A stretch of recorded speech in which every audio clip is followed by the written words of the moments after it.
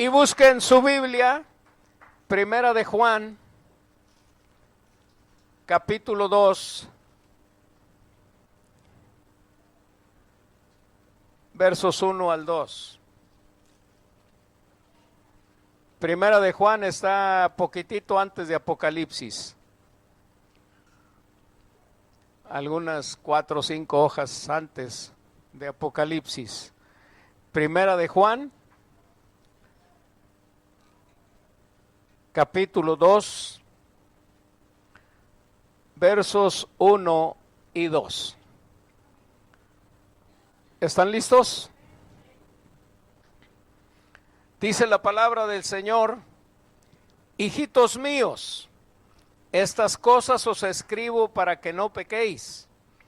Y si alguno hubiere pecado, abogado tenemos para con el Padre, a Jesucristo el justo. Y Él es la propiciación por nuestros pecados, y no solamente por los nuestros, sino también por los de todo el mundo. Amén. Les dije que hoy les iba a hablar sobre el tema: la unción del Santo está sobre ustedes. ¿Se acuerdan? La unción del Santo está sobre ustedes. ¿Cuántos lo creen? A ver, diga conmigo: la unción del Santo está sobre mí. Ahora quiero llevarlos a que vean en el versículo 1 que leímos, las primeras 2 palabras, ¿cómo dicen? Hijitos míos. La palabra hijitos se deriva de la raíz griega teknia, que significa los que han nacido. Los que han nacido, se refiere a los que han nacido de nuevo. Hijitos míos. Esta carta está dirigida a la iglesia. ¿Cuántos son hijitos de Dios? Somos hijos de Dios. Amén. Entonces esta carta está dirigida a la iglesia, a usted y a mí, a los nacidos de nuevo, a los que son hijos de Dios. Y es una carta de carácter familiar, de parte del padre a sus hijitos. Es decir, está dirigida de Dios hacia sus hijitos. Dios es cariñoso. En su palabra recuerdo que Él le habla a su pueblo y le dice: pueblo mío, mis pequeños, hijitos míos. Dios es bien amoroso y nosotros bien fríos, bien resecos. ¿Cuántos le hemos dicho a Dios papito? A ver. Poquísimos. Así somos de aguados. Así somos de resecos. Así somos de fríos con Dios. Si acaso, Señor. Pero Padre, ¿cuántos le han dicho Padre? Es su Padre. Pero podemos decirle papito. Como la güereja: papito chulo, hermoso, pechocho. Podemos ser más cariñosos con Dios. Él es cariñoso con nosotros. Es una carta amorosa dirigida a los hijitos de Dios. En primera instancia, a los hijitos de Juan. Él los veía como hijos suyos, por eso les habla así, pero por extensión, como es una carta universal, aplica a todos los creyentes. Pero es una carta de amor. Ahora, formar parte de esos hijitos no implica que estos tengan una vida sin faltas. Fíjese bien que dice, estas cosas os escribo para que no pequen. Todo lo que el apóstol escribe a la iglesia es para advertirles, para enseñarles qué deben evitar y que no pequen. Pero no, la condición de hijitos no implica que sean impecables. Por lo tanto, como hijos de Dios, no implica que no pequemos. ¿Cuántos son impecables? ¿Cuántos de aquí pueden decir, yo no peco nunca? Nadie, ni yo puedo decir que no peco nunca. A veces pecamos, a veces fallamos. Ese es uno de los significados de la palabra pecado, errar el blanco. Le tiramos a no fallar, a no pecar. Le tiramos a eso, ¿verdad? A no pecar. Pero a veces fallamos, a veces pecamos, a veces erramos. Bueno, entonces formar parte de esos hijitos no implica que estos, los hijitos, tengan una vida sin faltas. Más bien se refiere al cristiano que desea habitualmente hacer las cosas que le agradan a Dios. Vea lo que dice el apóstol. Estas cosas os escribo para que no pequéis. Y si alguno hubiere pecado, acuérdese que de abogado tiene para con el Padre a Jesucristo el justo. Cuando pecamos sin querer, y a veces hasta queriendo, intencionalmente pecamos. ¿Cuántos han pecado intencionalmente? Yo también. Pónmelo enfrente, Señor, y le voy a romper la jeta. Con eso me conformo. Es un pecado intencional. Pero sucede. Y puedo decir otros ejemplos respecto a mi vida, pero lo bueno es que si hemos pecado, lo menos que podemos hacer o lo correcto que tenemos que hacer es, vea lo que dice el 8 del verso 1. Si decimos que no tenemos pecado, nos engañamos a nosotros mismos y la verdad no está en nosotros, es decir, somos mentirosos. Pero si confesamos nuestros pecados, Él es fiel, o sea, Dios es fiel y justo para perdonar nuestros pecados y limpiarnos de toda maldad. Amén. Hombre, yo hubiera estallado de júbilo ahí. Lo bueno es que aunque fallemos, Dios está ahí listo para perdonarnos. Jesús está listo para interceder ante nosotros, ante el Padre por nosotros. Eso es lo que hace el abogado. Y esta carta tiene diversos propósitos, de los cuales vamos a ver dos. El primero de los propósitos es enseñar sobre las marcas que distinguen a los que pertenecen a la comunión cristiana.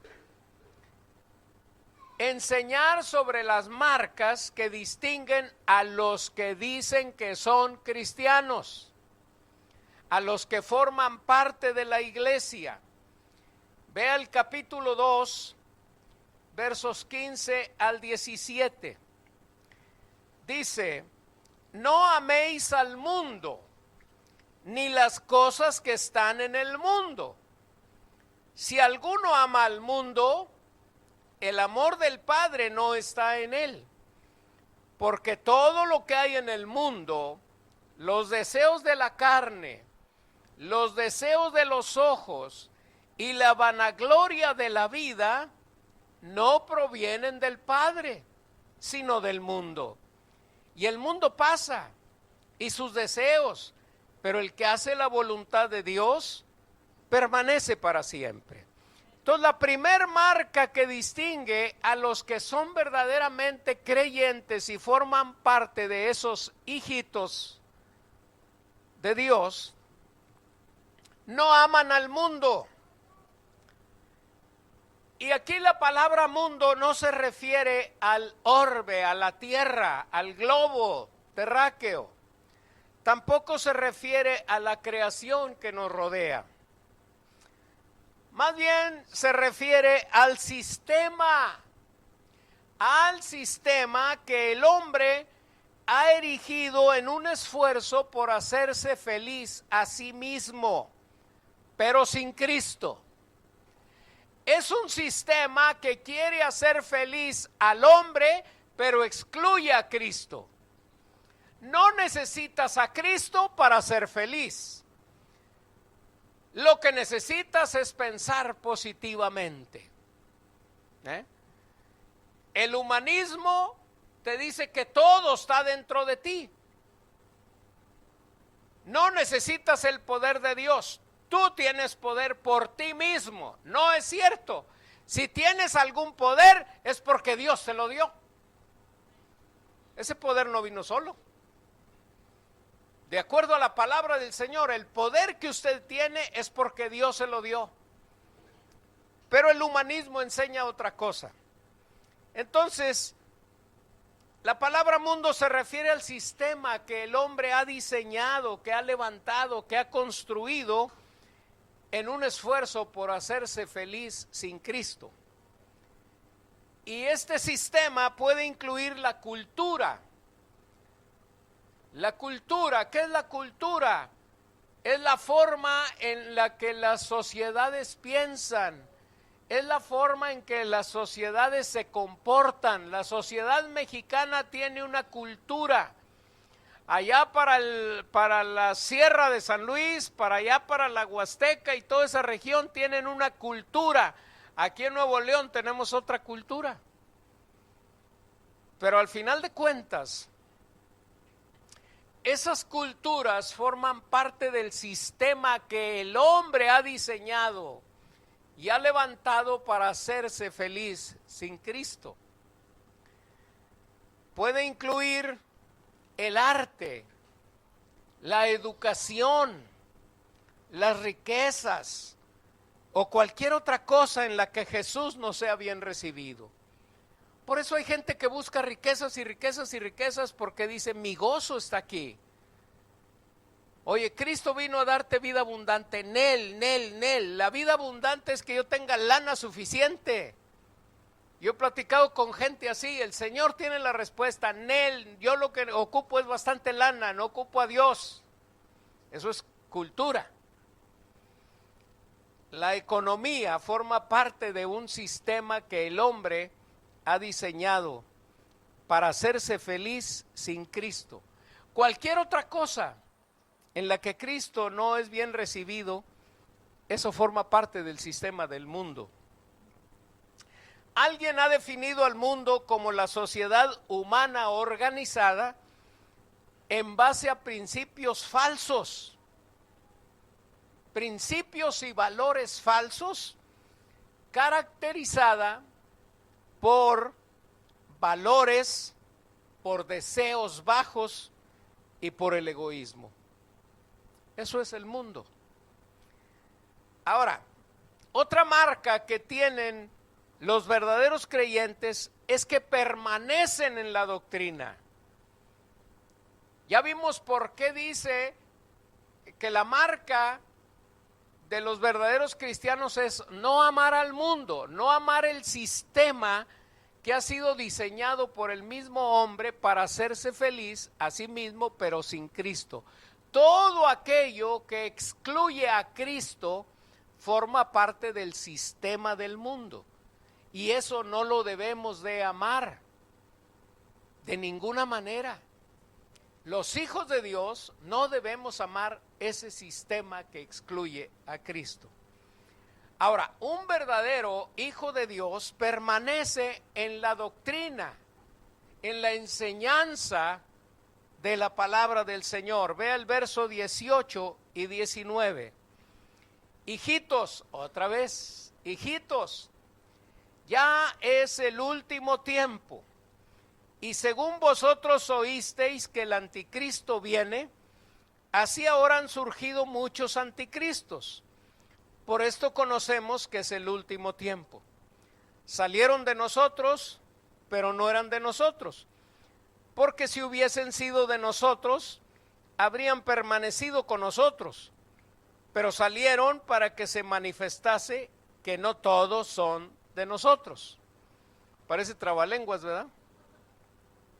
Los lectores de Juan, sus hijitos, habían sido enseñados acerca de que surgiría un anticristo que pretendería ser el Cristo. Regrese al 18.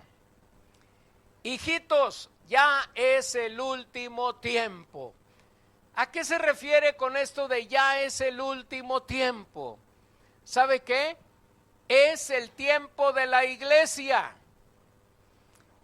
El último tiempo del final de los tiempos es el tiempo de la iglesia.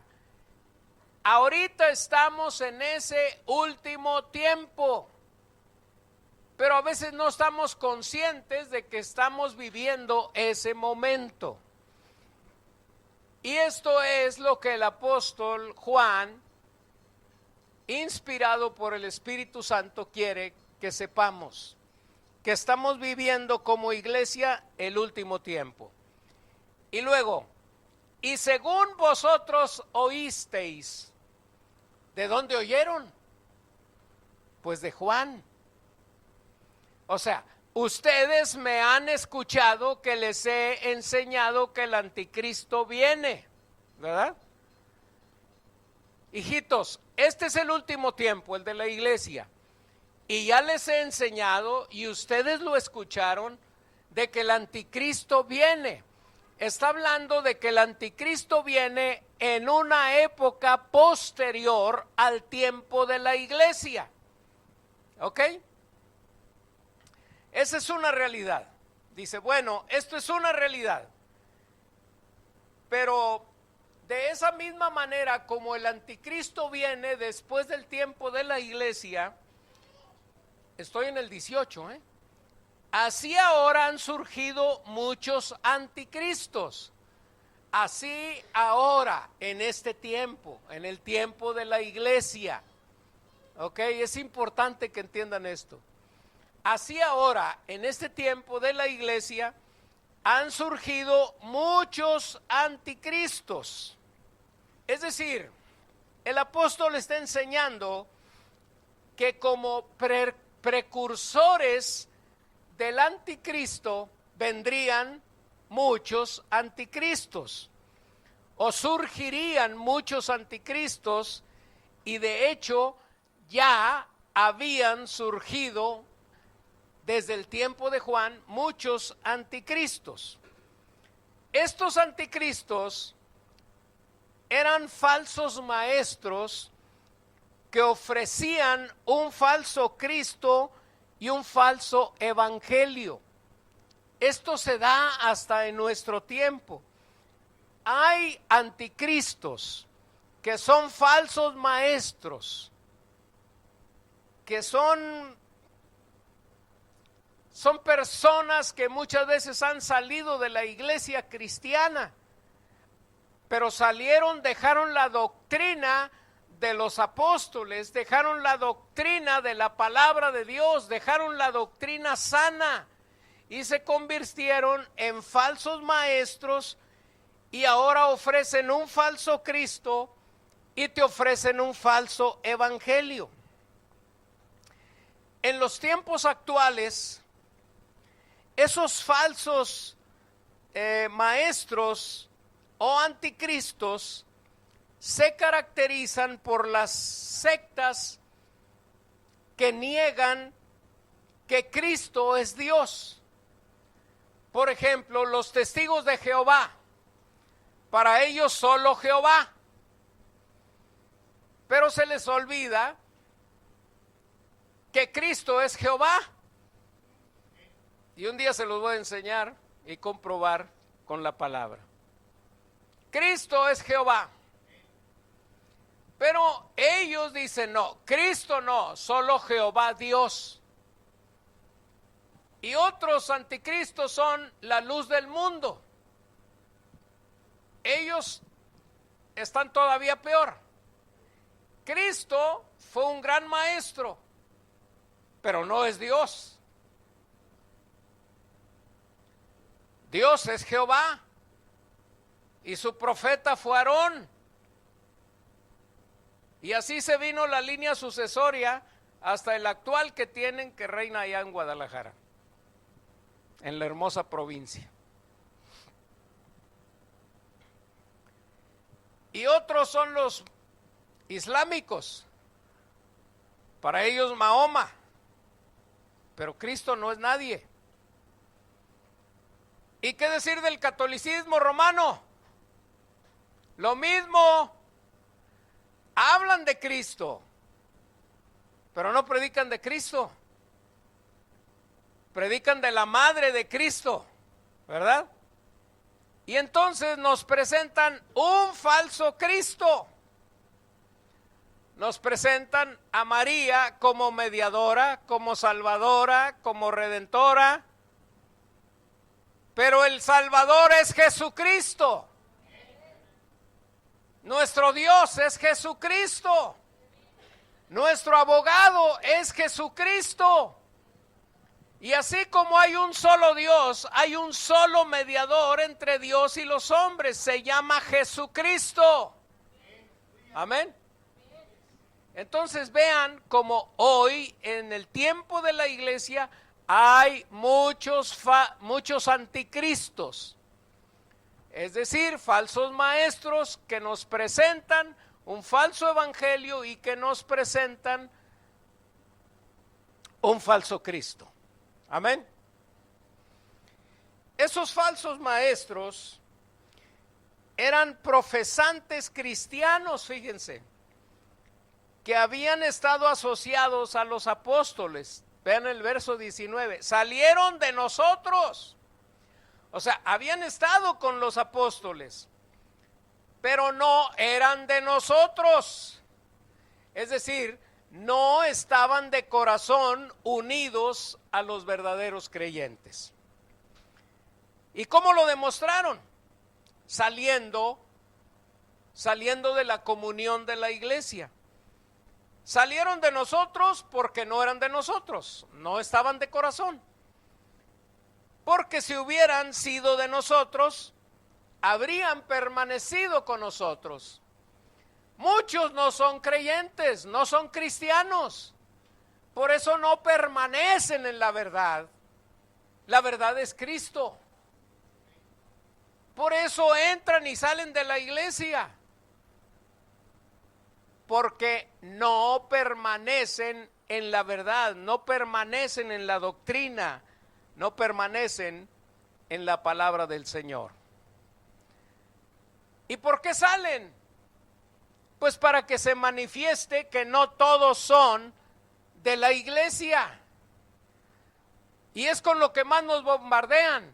No, hombre, a esa iglesia iban los que viven aquí a la vuelta. No, hombre, a esa iglesia iban otros que viven acá. A esa iglesia iban otros que viven acá. A esa iglesia, estoy hablando de Vida Nueva, donde estamos en el barrio Santa Isabel, en Ciudad Solidaridad, Monterrey, Nueva York. Y los de la otra cuadra, ahí iban, sí, iban, pero no eran de nosotros. Salieron porque no eran de nosotros, porque no estaban convertidos de corazón, porque no permanecieron en la palabra. Es que el pastor habla muy duro, es que ese pastor es muy directo, es que ese pastor, di del pastor lo que quieras, pero la palabra es la palabra. Y el que murió por ti se llama Jesucristo, no el pastor.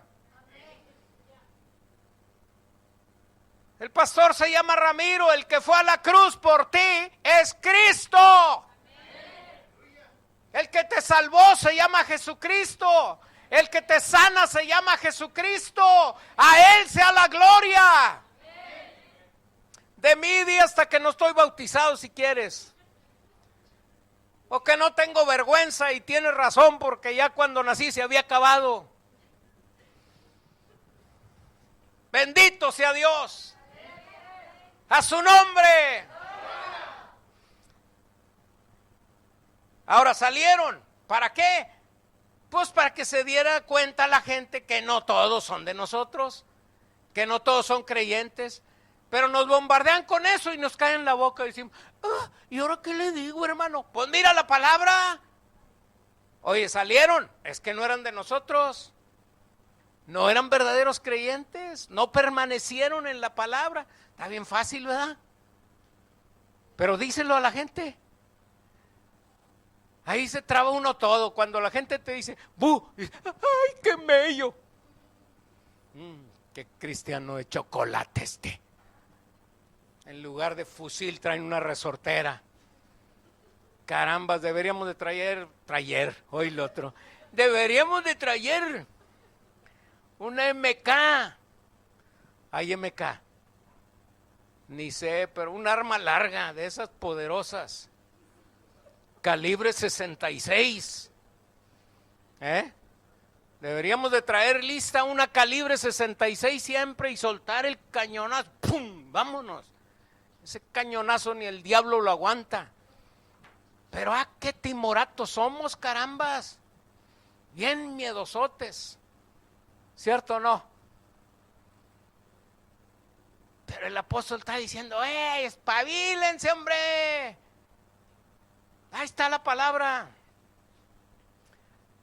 De esto derivamos una enseñanza práctica. Si alguien ha vuelto a nacer de verdad, permanecerá en el Señor Jesucristo. Permanecerá en su palabra, o sea, en la sana doctrina. Y permanecerá en su comunión con Él. Si alguien se va de Vida Nueva, quiero saber que está yendo a otra iglesia. ¡Gloria a Dios! ¡Qué bueno! A lo mejor allá encontraste lo que aquí no había. Pero si se va de aquí y luego anda en el mundial, dices,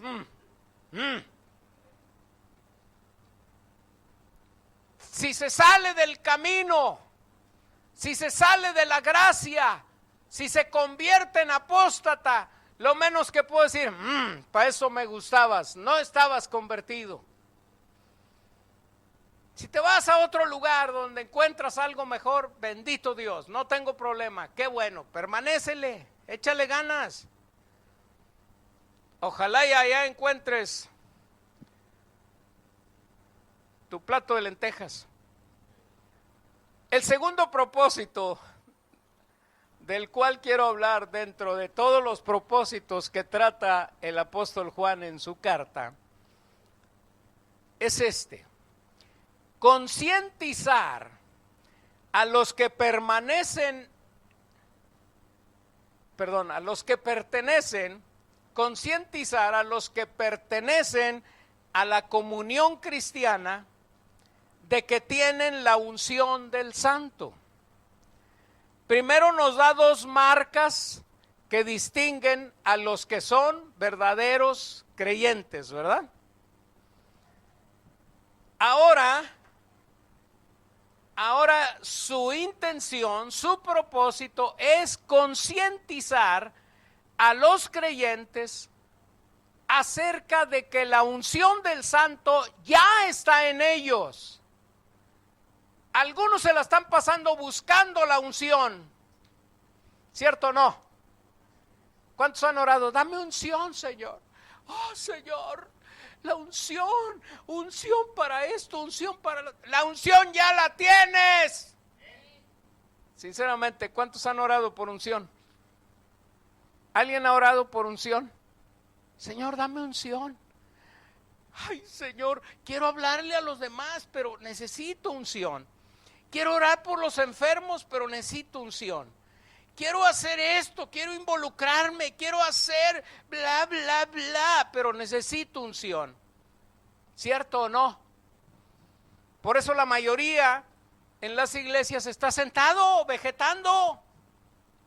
Y por eso Dios el Padre quiso hablarle a sus hijitos, a sus nacidos de nuevo, y decirles: la unción del Santo está en ustedes. Verso 20. Pero vosotros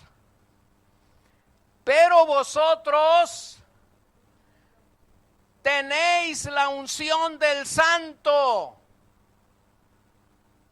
Dice que tendrán después. Dice que oren para tener la unción. Dice: ustedes tienen la unción del Santo. Ustedes tienen la unción del Santo. Ahora, la unción se refiere al Espíritu Santo. Ustedes ya tienen el Espíritu Santo. ¿Cuántos sabían eso? Que tienen el Espíritu Santo dentro de ustedes. Debiéramos de actuar de otra manera si se tiene esa convicción. Si hay esa convicción que el Espíritu Santo está dentro de ti, ¿sabes qué? O sea, el Espíritu Santo, ¿quién es? Es Dios. Y el Espíritu Santo es poder. Es dinamita. Y si el Espíritu Santo está dentro de nosotros, tendríamos que actuar con poder. ¿Y por qué no actuamos con poder? Nos falta poder para hablar. Nos falta poder para orar y ministrar y echar fuera un demonio y pararse con coraje y con valor y con decisión, consciente de la unción. Porque creo que no estamos conscientes de ello. Y es importante estar consciente de que la unción está en ti. Amén. En el Antiguo Testamento se ungía a personas con un aceite especial. Era el aceite de la unción. Aceite de la unción. Con ese aceite de la unción que el Señor estableció cómo se fabricaría, entonces se ungía a personas para una misión específica, y mediante el ungimiento o la ceremonia de ungimiento se les consagraba y se les capacitaba para tareas especiales. Básicamente se ungía a reyes y sacerdotes, o a sacerdotes y reyes. Ahora, la Biblia dice en Apocalipsis 1:6 que el Señor Jesucristo nos hizo reyes y sacerdotes para Dios. O sea, somos reyes y sacerdotes. Y así como en el Antiguo Testamento se ungía a reyes y sacerdotes, nosotros tenemos la unción del Santo. Porque somos reyes y sacerdotes para Dios. Amén. Y mediante esa ceremonia de ungimiento se les consagraba y recibían la capacitación para desarrollar ciertas tareas. El aceite es un tipo o símbolo del Espíritu Santo. ¿de quién venían las capacidades que recibían las personas? A un rey se le ungía para ser rey de cierta nación, especialmente en lo que tenía que ver con Israel. Se ungía. Mediante la ceremonia de unción, se confiaba en que el Espíritu Santo descendía sobre la persona y la capacitaba, le daba el poder para ejecutar aquello que debería hacer. Vamos a decir, para ejecutar su ministerio de rey o su ministerio de sacerdote. ¿Ok? Hoy día, esa unción, el Espíritu Santo, está ya en los verdaderos creyentes. No es que va a venir después. Después va a venir el bautismo en el Espíritu Santo, que es otra cosa, y en su momento hablaremos sobre eso. Pero aquí estamos hablando de la unción que ya está en los verdaderos creyentes.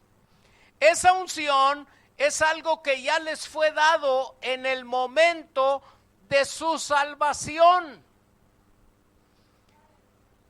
Cuando abrieron su corazón para recibir a Cristo, le dijeron: Señor Jesús, entra a mi corazón, vive ahí, mora ahí.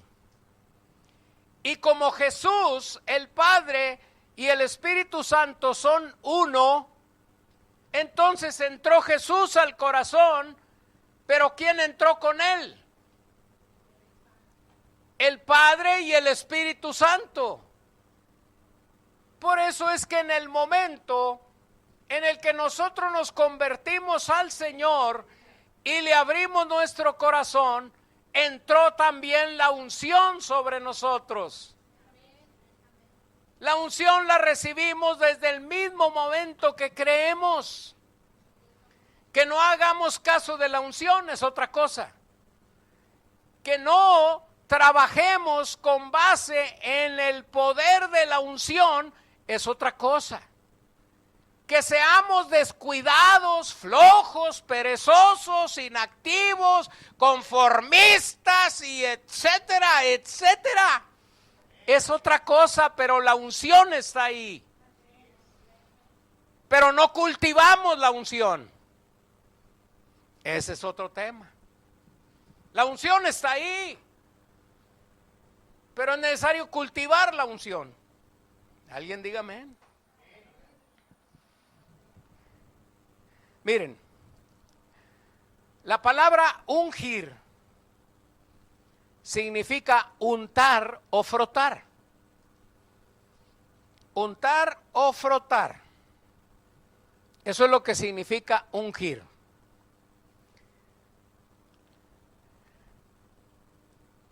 A una persona sobre la cual se quería que la unción estuviera sobre él, se le ungía con aceite. Y si la palabra ungir significa untar o frotar, ¿qué se hacía con esa persona? Se le untaba aceite o se le frotaba con aceite. Cuando tenemos un mueble de madera o de metal que está un poco ya feo de vista, está reseca la madera, está pintadito, barnizadito, lindo, pero notamos que la madera está seca. Hay un cierto tipo de aceite que lo tomamos y lo ponemos sobre un trozo de tela. Y luego, ¿qué hacemos con ese mueble? Le untamos el aceite y le estamos dando varias pasadas. Y entre más seco esté, más pasadas y más aceite, hasta que empieza a cambiar de apariencia. Y lo hacemos un día y 2 días y 3 días y la maderita va cobrando vida, va perdiendo la resequedad, se va viendo más lindo. La primera vez hasta nos llevamos el polvo que tiene encima, que tenía como 30 años ahí. Y no pasaba ni un limpiadorcito. Pero ahora nos decidimos a ungirlo.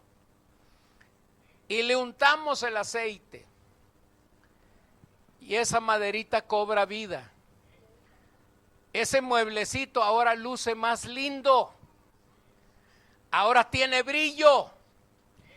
Cuando nosotros estamos conscientes que tenemos la unción, pero la desarrollamos un día, otro día, otro día, otro día, nuestra vida va cambiando. Ya en lugar de los resecos que estamos, ahora adoramos con más viveza, con más vida. Pero si no lo hacemos es que estamos secos. Por eso se necesita la unción. Para eso el Señor nos dio la unción del Santo. Pero esa unción hay que cultivarla. Tienes que cultivarla. Así como se usa el aceitito para darle vida a ese mueble. Y cambia la vista del mueble. Y cambia la vida del creyente que está consciente de que la unción está sobre él y lo cultiva. Amén. ¿Le queda más claro eso? Ahora, dice, la unción del Santo. Si por unción entendemos el Espíritu Santo, ¿quién es el Santo? Cristo. Cristo es el que envía la unción. De Cristo procede la unción. Y de Cristo procede el Espíritu Santo. Para que los creyentes sean bautizados. Él le dijo a los discípulos, os conviene que yo me vaya. Porque si no me fuere, el Consolador, entiéndase el Espíritu Santo, no vendría a ustedes. Entonces, ¿quién envía la unción? Cristo. Él es el Santo de los santos. Ustedes tienen la unción del Santo. La unción que les entregó Cristo en el momento de su conversión. Esa unción capacita al creyente. Por eso es importante saber que la unción está sobre mí. ¿Saben?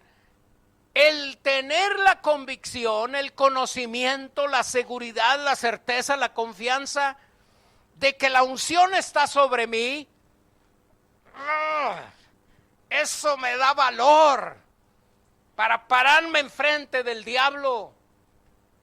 Y no tengo tiempo de platicarles todas las luchas con el diablo, pero les hablé cuando la semana pasada. Por la unción. No fue por otra cosa, por la unción. El Espíritu Santo está dentro de mí. La unción está en mí. ¿Cómo que no puedo enfrentar un diablo? ¿Cómo que no puedo enfrentar demonios? ¿Cómo que no puedo enfrentar al mismo Satanás? Si el Santo Espíritu que capacitó al mismo Cristo me capacita a mí. Si ustedes están luchando, pueden enfrentar a los demonios. Porque la unción les capacita para la guerra espiritual. Jesús le dijo a los discípulos en Marcos 16, 17, y estas señales seguirán a los que creen. ¿Cuántos creen? ¿Cuántos recibieron a Cristo? ¿Cuántos tienen la unción? Entonces estas señales le deben de seguir a usted. En mi nombre echarán fuera demonios. ¿Y cómo los vas a echar? Con la unción que está sobre ti, con la unción que está dentro de ti. Cristo no nos iba a mandar a la guerra con una hulera. Cristo nos manda a la guerra a echar fuera demonios porque nos dio la unción. El poder del Espíritu Santo está dentro de nosotros. Alguien diga amén. La unción capacita al creyente. También lo capacita para discernir la verdad del error. Vea el verso 20. Y conocéis todas las cosas. Vosotros tenéis la unción del Santo y conocéis todas las cosas. Es decir, ustedes conocen las cosas que les he enseñado. Ustedes conocen la palabra. Porque la unción es lo que les da el poder para discernir, para diferenciar lo falso de lo verdadero. Si te están entregando un evangelio barato, tú tienes que darte cuenta, porque la unción está en ti. Si te están entregando una palabra adulterada, tienes que darte cuenta, porque la unción está en ti y porque has atendido la doctrina y porque te has alimentado de la palabra. Amén. La unción capacita al creyente para dar cumplimiento a la gran comisión. Cuando tengo la certeza, la seguridad de que la unción está dentro de mí, sé que no voy solo. Sé que le voy a compartir a una persona el evangelio y la unción que va conmigo va a trabajar, va a operar, me va a guiar. Muchos no le hablan a otros porque quieren tener una gran enciclopedia de preguntas y respuestas. Hermano, pero si me dicen esto, ¿qué les digo? Hermano, y si me preguntan esto otro, ¿qué les digo? Hubo alguien que me preguntó eso aquí y le dije, usted lo que quiere es una enciclopedia, lo que ocupa realmente es comer la palabra, conocer la palabra y creer que la unción está en usted y que usted no va a ir sola. Pero no hay libros de preguntas y respuestas para hacer evangelismo. Hay ciertos principios, pero nada más. Lo demás ustedes lo deben de cultivar, la unción la deben de cultivar, pero no le hablan a nadie. ¿Cómo se dan cuenta que hay unción? No le ministran a nadie. ¿Cómo se dan cuenta que la unción está operando? Entre más usemos la unción, más recibimos. Digamos que el Señor engrandece esa unción o prospera esa unción, porque dando es como recibimos, pero no la usamos. Entonces, ¿cómo? Concluyo, todos los creyentes verdaderos tienen la unción del Santo. ¿Cuántos son creyentes verdaderos? Entonces usted tiene la unción del Santo, es decir, tiene al Espíritu Santo que mora dentro de usted y le capacita para llevar a cabo sus tareas. Sus tareas, ¿dónde? En la iglesia. La unción le capacita para participar en cualquier tarea en la obra del Señor. Le capacita para acomodar sillas, le capacita para limpieza, le capacita para cocina, le capacita para enseñanza, le capacita para hablarle a otros. La unción le capacita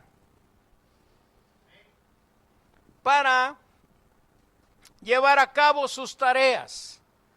Le capacita para la guerra espiritual y le capacita para predicarle el evangelio a otros.